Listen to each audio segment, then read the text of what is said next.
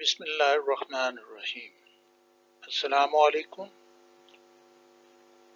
आइए आज ओम Ohm's law आपका फिजिक्स 10th क्लास से हम पढ़ते हैं। तो ओम्स लॉ देखिए, टेक ए नाइक्रोम वायर। तो ये निकल, क्रोमियम और आयरन की एक वायर होती है। नाइक्रोम 50 सेंटीमीटर लॉन्ग जो है वो आप ले and apply a potential difference of 1.5 volt from a battery। एक सेल जिसमें जो कि 1.5 वोल्ट का होता है वो अप्लाई कर दें, ये 1.5। तो या फिर ये होता है कि 6 वोल्ट की बैटरी लगाने के बाद रियोस्टेट, यहाँ पे ये निशान जो है रियोस्टेट का होता है, जो उससे वोल्टेज को कमो बेश जो है वो किया जा सकता है। या तो ये करें, लेकिन यहाँ पर आपके बुक के अंदर जो दिया गया उसमें एक सेल लगाया और फिर दूसरा सेल लगाएगा, फिर तीसरा लगाएगा। ठीक, तो इस तरह सो ऑन जो है ये रीडिंग्स हासिल करने के लिए उसने ये इंतजाम इस तरीके से आपके सामने पेश किया है। The measures the current flowing through the wire. और करंट जो है, जब आप इस बात को देखेंगे कि ये जो लगाया गया है ये कोई रेजिस्टेंस है जो कि 50 सेंटीमीटर नेक्रोम की वायर जो है वो लगा दी गई है और उसके पैरेलल जो है ये वोल्ट मीटर लगा दिया गया है, जबकि सीरीज में एम्पेयर मीटर जो है एम मीटर लगा दिया गया है। अब ये एम मीटर जो है इसकी पैमाइश करेंगे और वोल्टेज जो है वो इसके अक्रॉस 1.5 वोल्ट जो है जो आपने बैटरी का दिया है वही इसके अक्रॉस जो है होगा, क्योंकि एक रेजिस्टेंस है आपके पास। तो अब measure the current flowing through the wire, wire से गुजरने वाले करंट की मेजरमेंट करें और यूजिंग एन एमीटर, एमीटर को इस्तेमाल करें connected to it in series, और जो कि एमीटर को सीरीज में जोड़ा गया है।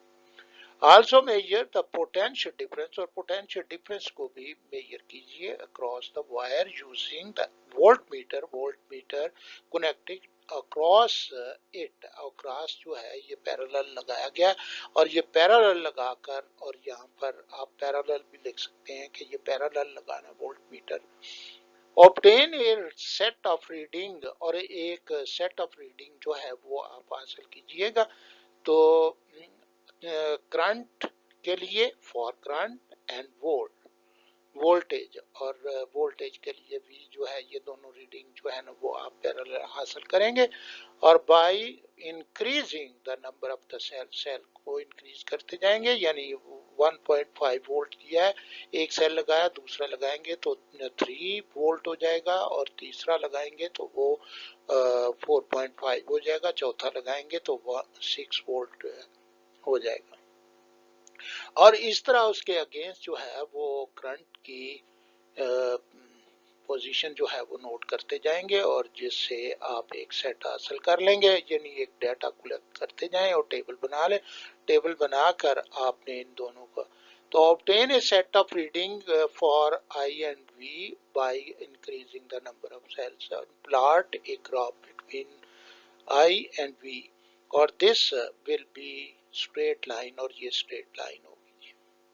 अब देखिए इसमें एक्स एक्सिस पर करंट जो है वो उसने लिया है, और जबकि वाई एक्सिस पर वोल्टेज लिया है, और इस तरीके से जब इस को ड्रॉ किया गया है तो ये with increase of the voltage current also increases, और ये इसका जो बढ़ना है वो बिल्कुल इस तरह है कि ये resistance, constant resistance every time जो है वो निकलती है, और ये प्रोपोर्शनल होता है। यानी इसका ये मतलब भी है कि वोल्टेज जो है वो इस करंट के प्रोपोर्शनल, डायरेक्टली प्रोपोर्शनल है। और ये जाहिर भी यही करता है कि अगर वोल्टेज को बढ़ाया जाए तो करंट भी बढ़ता है, और डायरेक्टली प्रोपोर्शनल शो करता है। तो इस तरह ओम लॉ को, ये तो सारी का बात आपको इस बात मालूम होनी चाहिए कि ये बेसिस बातें हैं जो कि इब्तदाई तौर पर बताई जाती हैं। ओम लॉ तो आगे बताएगा कि क्या होता है। If V is the potential difference across the two end of the any conductor, then current I will flow through it। और ये भी बात जो है वो इसी तरीका से आपको बताई गई है कि ये V अगर potential difference of the I current बहता है, the value of current changes और करंट की वैल्यू जो है वो change with the change in the potential difference को अगर चेंज करते हैं तो करंट की वैल्यू भी चेंज होती है। And is explained by the Ohm law, और ओम लॉ के तहत इसको स्टेट किया गया, एक्सप्लेन किया गया। और ये है जी ओम लॉ जो आपने लिखना है। और इसके बारे में एस्पेक्ट ऊपर वाले जो है ना, वो उन बातों का आपको इल्म होना चाहिए, आपके ज़हन में होना चाहिए कि क्या हो रहा है जी। The amount of current passing through a conductor is directly proportional to the potential difference। और potential difference के डायरेक्टली प्रोपोर्शनल है the amount of current passing through a conductor. अब देखिए ये जो ग्राफ बना हुआ है, ये ग्राफ जो स्ट्रेट लाइन, ये स्ट्रेट लाइन बन रही है। इस स्ट्रेट लाइन जो है जैसे जैसे जब वोल्टेज बढ़ती है उसी तरह करंट जो है वो भी इस तरफ को बढ़ना शुरू हो जाता है। तो इसलिए ये डायरेक्टली प्रोपोर्शनल जो है वैल्यूएट होता है। अब इसकी दो कंडीशंस हैं जो कि उसने provided the temperature and physical state of the conductor does not change. यानी एक तो टेम्परेचर इसका चेंज ना हो कंडक्टर का, और दूसरी बात जो है ये फिजिकल स्टेट चेंज ना हो। फिजिकल स्टेट जो है इसमें आप जानते हैं कि सॉलिड जो है वो लिक्विड में बदलता है, लिक्विड गैसेस में बदलती हैं। तो बहरहाल ये स्टेट जो है वो चेंज नहीं होनी चाहिए। तो इस तरह I is directly proportional to V है, या फिर ये V is directly proportional to I लिखते हैं। लेकिन इसको एक्सेप्ट किया गया और इसको एक्सेप्ट नहीं, एक्चुअली तो ये चीज हमने बयान की है कि amount of current passing through a conductor is directly proportional to the potential difference है। तो लेकिन इसको V वेरीज I जो है इसको आप आगे बढ़ाएंगे और V is equal to I R होगा, ये इक्वल में तब्दील करते हैं। तो इस तरह ये देखिए where R is the constant of proportionality, R जो है वो कांस्टेंट ऑफ प्रोपोर्शनैलिटी है and is resistance of the conductor, और ये कंडक्टर की रेजिस्टेंस है। Its SI unit is ohm, और इसका SI यूनिट जो है वो ओम है, denoted by the symbol omega. ये ओमेगा से इसको ज़ाहिर किया जाता है। If a graph is plotted between the current I and the potential difference V, the straight line will be obtained। और ये बात भी है कि इसका ग्राफ बनाए तो स्ट्रेट लाइन जो है वो obtain होती है। अब हम देखते हैं कि resistance, the property of resistance होता क्या है। ये प्रॉपर्टी ऑफ सब्सटेंस है which offers the opposition to flow the current. Current के गुजरने की रुकावट यानी उसके मुखालिफ जो है मुखालिफ प्रॉपर्टी है, और through it is called the resistance. अब ये करंट जो है जो उस सबस्टांस से गुजरने की प्रॉपर्टी है, ये सबस्टांस की प्रॉपर्टी है कि वो सबस्टांस जो है जब करंट गुजरता है तो उसको अपोज किया जाता है। This opposition comes from the collision of moving electron। ये moving electron जो हैं वो अपोज करते हैं, ये कोलाइड करते हैं, उनकी वजह से अपोजिशन जो है वो मुहैया होती है। This opposition come from the collision of moving electron with atom, और एटम के साथ जब टकराते हैं ऑफ द सबस्टांस के, तो ये उस वक्त मुखालफत आती है। द यूनिट ऑफ रेजिस्टेंस ओम जो है इसके बारे में आप ये देखेंगे इसका यूनिट क्या होगा। तो ऐसा unit of the resistance R is ohm इसको लिखा जाता है, और ओमेगा से इसको नोट किया जाता है, ये omega. If we put the V voltage जो है 1 वोल्ट हो तो एंड पर, एंड करंट जो है वो 1 एम्पेयर अगर रहता है, तो वैल्यू ऑफ आर जो है आर इज इक्वल टू ये 1 वोल्ट ओवर 1 एम्पेयर होगा, तो उस वक्त रेजिस्टेंस जो है वो 1 ओम होगी। और when the potential difference of 1 volt is applied across the end of the conductor, conductor के सिरों पर अगर 1 वोल्ट पोटेंशियल डिफरेंस अप्लाई करेंगे, and 1 ampere of current passes, और 1 एम्पियर जो है वो करंट अगर गुजरता है थ्रू इट इसमें से, then its resistance will be 1 ohm, तो रेजिस्टेंस 1 ओम होगी। अब हम वी आई ग्राफ से ये देखते हैं, एंड ये जो वी आई ग्राफ बनाते हैं मुख्तलिफ सब्सटेंसेस के दरमियान, तो characteristic of ohmic and non ohmic conductor जो है, ये कंडक्टर मुख्तलिफ कंडक्टर का ग्राफ के जरिए इसकी एक्सप्लेनेशन की जाती है। तो Ohm's law is valid only for the certain material. Ohm law जो है वो सिर्फ खास खास मटेरियल के लिए वैलिड है। अब ये ओम लॉ हम देखते हैं कि वैलिड जो खास खास मटेरियल के लिए, कुछ के लिए है कुछ के लिए नहीं है। The material that obey the Ohm law, वो मटेरियल जो ओम लॉ को की तामील करते हैं, and hence have a constant resistance, और उनकी रेजिस्टेंस जो है वो कांस्टेंट रहती है over a wide range of voltage. अगर ज्यादा से ज्यादा वोल्टेज भी दिया जाए, are set to be ohmic, और वो ओमिक कहलाते हैं। यानी उसमें ये है कि ये रेजिस्टेंस कांस्टेंट होगी, और पोटेंशियल डिफरेंस के बढ़ने से करंट जो है वो बढ़ता है, डायरेक्टली प्रोपोर्शनल होगा। और इस सूरत में हम ये देखते हैं कि ये सब्सटेंसेस जो हैं वो ओमिक सब्सटेंसेस कहलाते हैं, ओमिक मटेरियल कहलाते हैं।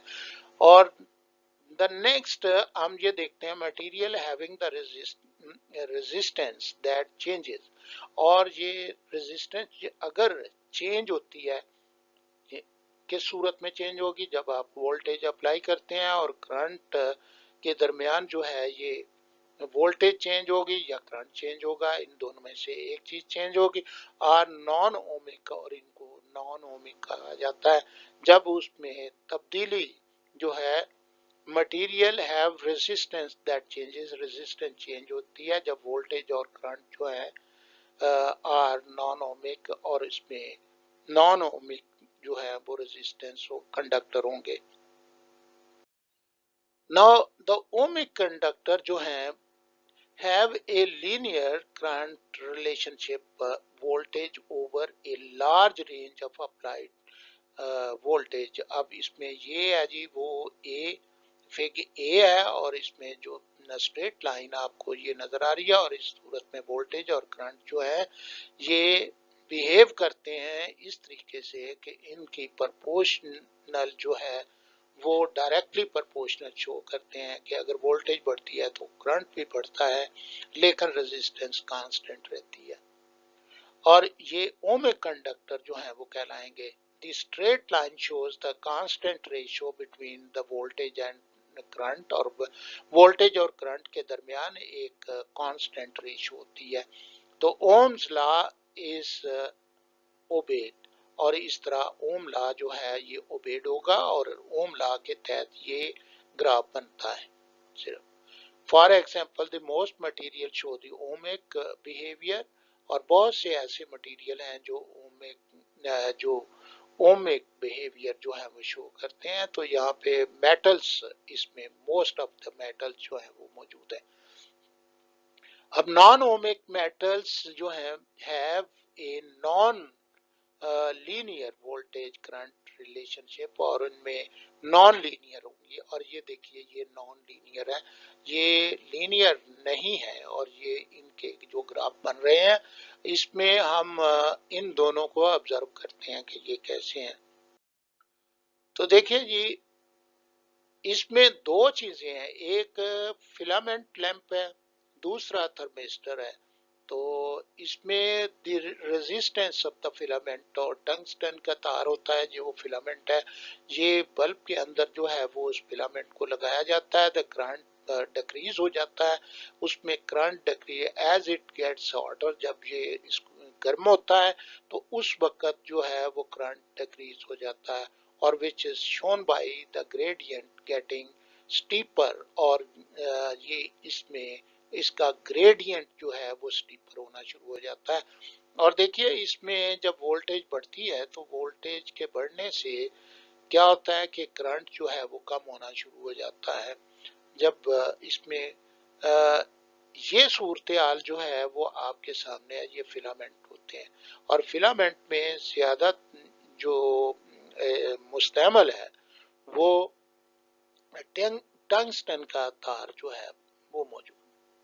दी थर्मिस्टर, अब ये दूसरा है जो थर्मिस्टर, इसमें हीट सेंसिटिव रेजिस्टर होता है, बिहेव इन अपोजिट वे, और ये उस फिलामेंट से अपोजिट वे जो है ये काम करता है, और इट्स रेजिस्टेंस डिक्रीजेज, और इसकी रेजिस्टेंस जो है वो डिक्रीज हो जाती है, द करंट इंक्रीज हो जाता है, और current as it get hotter, और जब ये गर्म होता है, जब इसको हीट मिलती है तो उस सूरत में एट दैट टाइम जो है ये वोल्टेज जब बढ़ाई जाती है, ये जहाँ पे इस सूरत में आएगा कि करंट जो है वो बढ़ना शुरू हो जाता है, और वोल्टेज जो है वो सेम इसमें बहुत कम बढ़ती है लेकिन करंट ज्यादा बढ़ता है।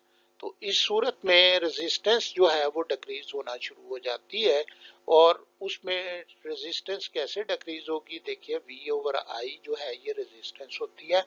जब आप I जो है वो बढ़ना शुरू होता है तो उस सूरत में ये बढ़ेगा तो R कम होगा, यानी ये इनवर्सली प्रोपोर्शनल है, इस वजह से होगा। तो ऊपर भी आप देख सकते हैं, तो फिलामेंट की सूरत में भी जब उसने कहा है कि करंट डिक्रीज होता है, जब ये करंट को डिक्रीज करते हैं तो ये रेजिस्टेंस जो है वो बढ़ जाती है। तो थर्मिस्टर में ये होता है कि उसमें जो करंट है वो बढ़ता है तो रेजिस्टेंस कम हो जाती है। तो this is because on heating more free electron become available for the conduction of the current। अब थर्मिस्टर में ये होता है कि जब ये हीट किया जाता है तो फ्री इलेक्ट्रॉन जो है वो ज्यादा अवेलेबल हो जाते हैं for the conduction of the current, और करंट के कंडक्शन के लिए वो ज्यादा अवेलेबिलिटी जो है वो बनती है। थर्मिस्टर ज्यादातर जो है वो इस यानी सिलिकॉन वगैरह के बने होते हैं, इस लिहाज से उनका बिहेवियर जो है वो ऐसा ही है।